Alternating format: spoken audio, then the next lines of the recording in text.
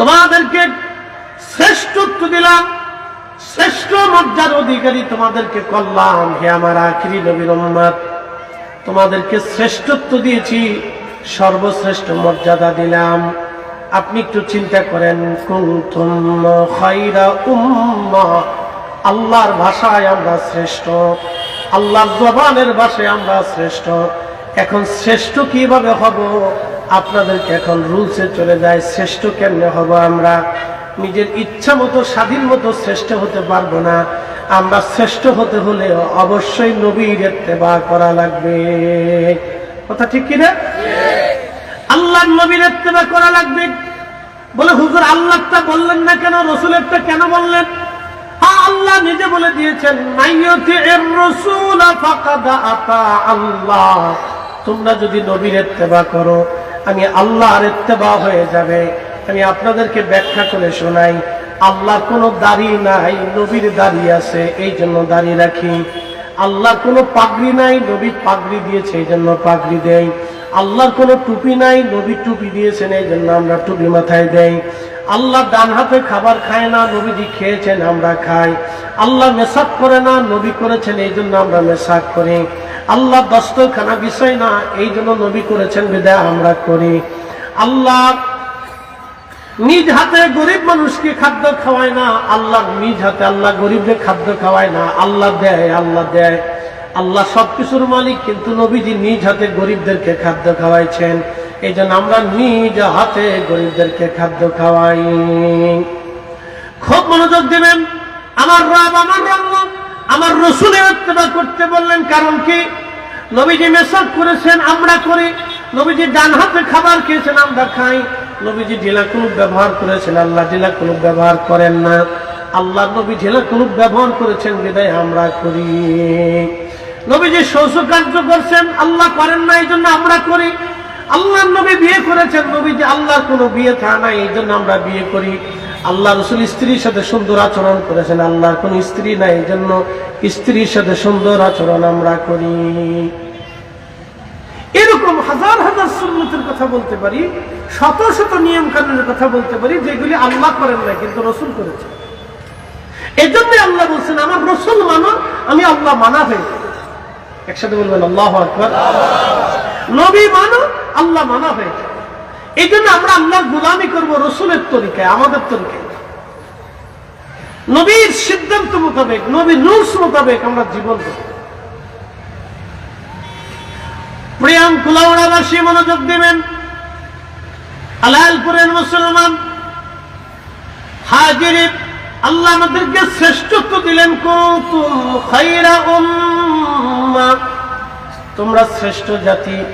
আল্লাহর ভাষায় আল্লাহ আমাদেরকে শ্রেষ্ঠত্ব দিলেন। কেন শ্রেষ্ঠত্ব দিলেন? আমাদের চেহারা দেখে শ্রেষ্ঠত্ব দেন নাই, আল্লাহ আমাদেরকে শ্রেষ্ঠ বানাইলেন। আমরা শ্রেষ্ঠ নবীর উম্মত, আমরা শ্রেষ্ঠ নবীর উম্মত। আল্লাহ সেই জন্য আমাদেরকে শ্রেষ্ঠ বানাইলেন। চুরি করার জন্য, ডাকাতি করে, অন্যের সম্পদ জুলুম করে, জোরপূর্বক সম্পদ দখল করে নেওয়ার জন্য আল্লাহ আমাদেরকে শ্রেষ্ঠত্ব দেন নাই। আল্লাহ শ্রেষ্ঠত্ব দিয়েছেন ইহসান করার জন্য, দয়া করার জন্য। আল্লাহর নবী বললেন, মান লাম ইয়ারহামিন নাস ওয়া মান লাম ইয়ারহামিল্লাহ, যে মানুষকে দয়া করে না, আল্লাহ তাকে দয়া করে না। যে মানুষকে দয়া করে না, আল্লাহ তাকে দয়া করে না। যে মানুষকে দয়া করে, আল্লাহ তাকে দয়া করে। একসাথে জুড়ে বলেন সুবহানাল্লাহ। যে মানুষকে দয়া করে, আল্লাহ তাকে দয়া করে। আমি ঘটনার একটা উদাহরণ সহিহ বুখারী থেকে টানি। সহিহ বুখারীর কিতাবুল আম্বিয়াতে একটা ঘটনা আছে। পূর্ব জামানাতে হযরতে বনী ইসরাঈলের 3 জন আল্লাহর বান্দা, পাহাড়ের গিরির ভিতর দিয়ে যে পানিগুলি আসে, এগুলি খুব সজোরে প্রবাহিত হয়। ওই স্রোতে কেউ পড়লে তার জন্য বিপদ। তো তারা চিন্তা করলো, আমরা কোনো গুহার মধ্যে আশ্রয় নেই, পরে আমরা বের হয়ে যাব। তো তারা একটা গুহার ভিতরে আশ্রয় নিল বটে, কিন্তু পাহাড়ি ঢল তুফানের কারণে পার্শ্ববর্তী পাহাড় থেকে একটা পাথর সিটি তাদের গুহার সামনে এসে মুখ আটকাই দিল। এখন তো তারা গুহা থেকে বের হতে পারে। তিনজনে খুব বিপদগ্রস্ত। তিন বন্ধু পাহাড়ের গুহার ভিতরে বসে বসে কাঁদে। ঠিক এমন সময় তিন বন্ধুর একজন খুব বিচক্ষণ বন্ধু, তিনি বললেন, বন্ধু কেঁদে কোনো লাভ হবে না, যেখানে কাদার সেখানে কাঁদো। এমনি কেঁদে লাভ হবে না, যেখানে কাদার সেখানে কাঁদো। বলে কোথায় কাঁদবো? বলে বলো তোমাদের জীবনে কার কি নেক আমল আছে, ওই নেক আমলের উসিলা ধরে আল্লাহর দরবারে দোয়া করো। আজকে পাথর আল্লাহ যদি না সরায়, আমরা অবশ্যই পাথর সরাইতে পারবো না। তো তিনজনের একজন হাত বাড়ায় বলে, ইয়া রাব্বি, ইয়া আল্লাহ, আমার জীবনে কোনো নেক আমল নাই, আমি একটা আমল করছি। জীবনের কোনো ভালো কাজ নাই আল্লাহ, আমি একটা ভালো একশা গম নিয়ে সে বাড়ি চলে যাইতো, আবার পরের দিন কাজ করতো, কাজ শেষে একশা গম দিতাম, কোন রকম তার জীবন চলতো। ইয়া রব, একটা দিন কাজ করে সে চলে গেল, কিন্তু বিনিময় নিল না। বহুদিন পরে সে ফিরে আসছে। ফিরে আসার পরে এসে বলল, মালিক আমি দরিদ্র মানুষ, একশা গম আপনার কাছে পাইতাম, ওই একশা গম আপনি আমার দিয়ে দেন, আমার বাচ্চা কাচ্চা ক্ষুধার্ত আছে। রব্বুল আলামিন ওই একশা গম আমি তার দেওয়ার জন্য আমি আমার ওই কর্মচারীকে ইশারা করে বললাম, বেটারে গোয়াল ঘরের মধ্যে গরু যা আছে সব তোমার, তুমি নিয়ে চলে যাও। তখন এই কর্মচারী কেঁদে বলল, মালিক ঠাট্টা করবেন না, আমি দরিদ্র মানুষ, আমি বড় অভাবী, একশা গম আমি পাইতাম, একশা গম আপনি আমার দিয়ে দেন।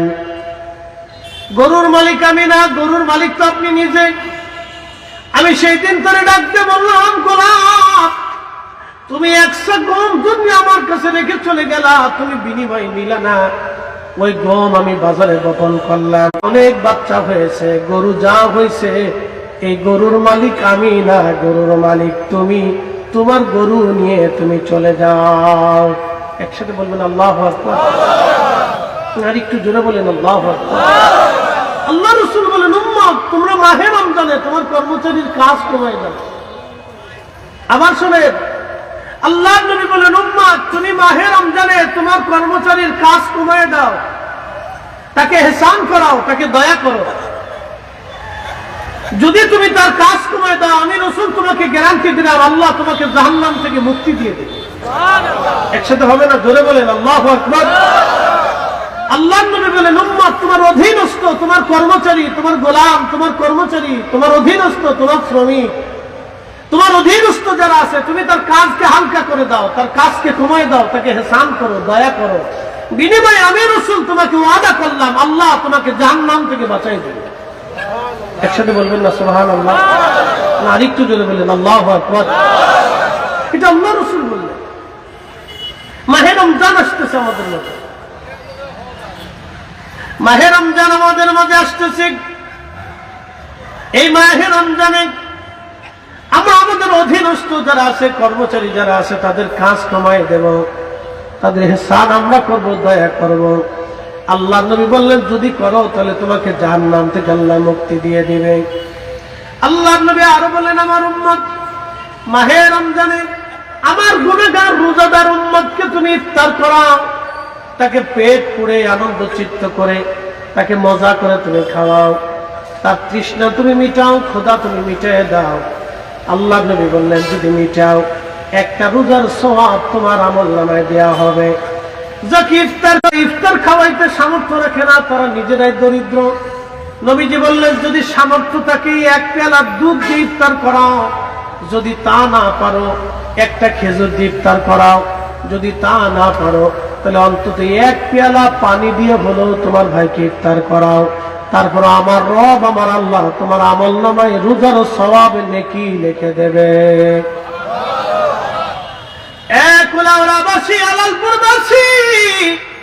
নবীজি আরো বলেন, আমার উম্মত তোমরা শোনো, যদি রোজাদারকে তুমি পেট করে খাওয়াও,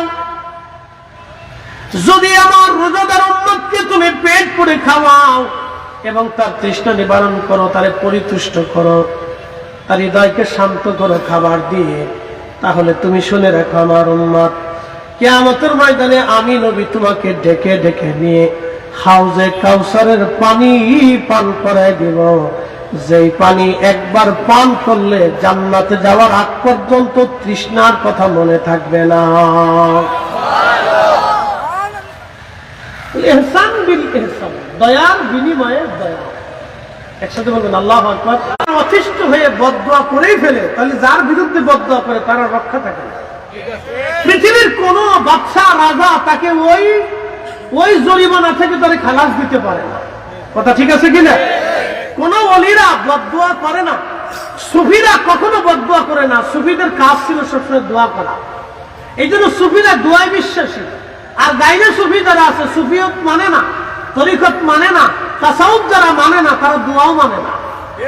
কথা ঠিক আছে না ভাই? তারা কি মানে না? দোয়া মানে না।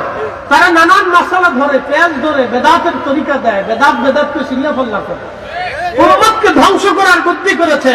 আরে মুসলমানের দোয়ার এত পাওয়ার, দোয়া দিয়ে আল্লাহ নবী বদরের প্রান্তরে আল্লাহর কাছ থেকে সাহায্য এনেছে। ওহুদের জন্য একদল ফতোয়া মেরে উঠে পড়ে লাগছে, তাদেরকে আমাদের থেকে বিচ্যুত থাকতে হবে, দূরে থাকতে হবে। কথা বলে ঠিক না? এই সমস্ত কথা মানা যাবে না, ধ্বংস হয়ে যাবে মুসলমান। যত দিন যাচ্ছে মুসলমান তত ধ্বংসের দিকে চলে যাচ্ছে। মুসলমানের তাসাউফ নাই, ইলমে লাদুন্নি নাই, মুসলমানের দোয়া কবুল হয়ে যাচ্ছে। যত দিন যাবে তত মুসলমান পথভ্রষ্ট হবে, তত মুসলমান। এই জন্য দোয়া। আল্লাহ নবী বলেন, আমার উম্মত মাহে রমজান আসলে অধিক পরিমাণে তুমি ইস্তিগফার করার দোয়া করো, অধিক পরিমাণে ইস্তিগফার করবেন। মাহে রমজানি মোক্ষম সময় অধিক পরিমাণে আল্লাহর কাছে মাফ চাবেন, অধিক পরিমাণে দোয়া করবেন। রমজানে ইফতারের আগে দোয়া হয়। একসাথে বলবেন আল্লাহু আকবার। কি হয়? দোয়া হয়। ইফতারের পূর্ব সময় যে দোয়া হয়, এই দোয়া কবুল হয়ে যায়। এই দোয়া কি হয়ে যায়? কবুল হয়, কবুল হয়। ইফতারির পূর্ব মুহূর্তের দোয়াটা মঞ্জুর হয়, মঞ্জুর হয়। এই জন্য ইফতারির সময় আমাদের দেশের আগের রেওয়াজ খুব ভালো ছিল। এই গ্রাম, ওই পাড়া, সেই পাড়া, ওই বাড়ি, সেই বাড়ি, ইফতার মাহফিল হইত। কথা ঠিক আছে না? একটা রেওয়াজ ছিল মিলাদ মিলাদ। অফলাইনে এত বেদাতের চাপ, কত শাইখ যে বেদাতের মার্কা মেরে দিছে, এই বেদাতের মার্কায় মুসলমান এটা ভুলে গেছে। কি কথা ঠিক আছে না ভাই? মুসলমানের কপাল মন্দ হয়ে গেছে। এত বেদাতের চাপে ঘুরিয়া মুসলমান খুব কষ্টের মধ্যে আছে যে এত চাপের মধ্যে ঘুরে আমরা কেমনে দাঁড়াই থাকবো। মানে এত বেদাতের চাপ দিছে যে চাপের চোটে মুসলমান দাঁড়াইতে পারতেছে না। তো যারা বা দুই একজন বাবা মার স্মরণে দোয়া খায়ের করতো, ইফতার মাহফিল দিত, গরিব মানুষের উপকার হতো, পাড়া প্রতিবেশীর সাথে সুসম্পর্ক রাখতো। আজকে দেখেন রাস্তাঘাটে চুরি ডাকাতি হলে এক চোরে ধরে, একজনকে ধরলে 10 জন সামনে দিয়ে পাশ দিয়ে হাইটে চলে যায়, কিন্তু কেউ ছাড়াই না, সাহায্য করে না। কথা ঠিক আছে না ভাই? তার মানে কি? সহমর্মিতা নষ্ট হয়ে গেছে, সহমর্মিতা নষ্ট হয়ে গেছে। গ্রামে গ্রামে মানুষের মহব্বত কমে গেছে, প্রতিবেশীর সাথে প্রতিবেশীর মহব্বত কমে গেছে। মহব্বত বাড়বে কি করে? আল্লাহ নবী 1450 বছর আগে শিখাই দিয়ে গেছে, উম্মত মহব্বত যদি বাড়াইতে হয় তাহলে দুইটা কাজ করো। এক নম্বরে তুতঈমুত তাআম, তোমরা মানুষকে খাওয়াও, প্রতিবেশীরে খাওয়াও, গরিবদেরকে খাওয়াও, আত্মীয় স্বজন খাওয়াও, নিজের একসাথে খাইতে বসো, পরিবারের সবাই খাইতে বসো, চাচা বাতিদের একসাথে খাও, একজনকে খাওয়াও, বাতিজা চাচারে খাওয়াও, চাচা বাতিজারে খাওয়াও, চাচতো ভাই চাচতোভাইরে খাওয়াও, মামুতো ভাই মামুতো ভাইরে খাওয়াও, আত্মীয় স্বজন খাওয়াও, প্রতিবেশীর মানুষকে খাওয়াও।